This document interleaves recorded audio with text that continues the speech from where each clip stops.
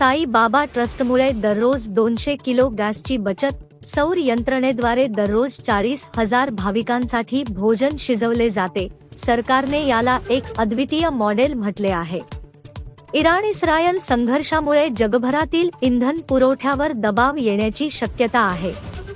अशा वेळी शिर्डीतील श्री साई बाबा संस्थान ट्रस्टची सौर स्वयंपाक प्रणाली एक उदाहरण बनली आहे. ही सौरऊर्जेवर चालणारी प्रणाली दररोज हजारो भाविकांसाठी भोजन शिजवत आहे.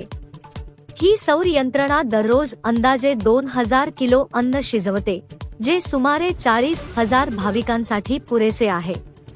यामुळे दररोज अंदाजे 200 किलो गॅसची बचतही होते. या अद्वितीय उपक्रमाची दखल घेऊन नवीन आणि नवीकरणीय ऊर्जा मंत्रालयानेही या प्रकल्पाला देशातील एक अद्वितीय मॉडेल म्हणून सन्मानित केले आहे. दररोज सरासरी 75,000 ते 80,000 भाविक दर्शनासाठी शिर्डीला भेट देतात. साई बाबा संस्थानचे प्रसादालय भक्तांना मोफत अन्न पुरवते आणि दररोज अंदाजे 40,000 लोक त्याचा लाभ घेतात. पूर्वी एवढ्या मोठ्या प्रमाणात अन्न शिजवण्यासाठी सुमारे 1,700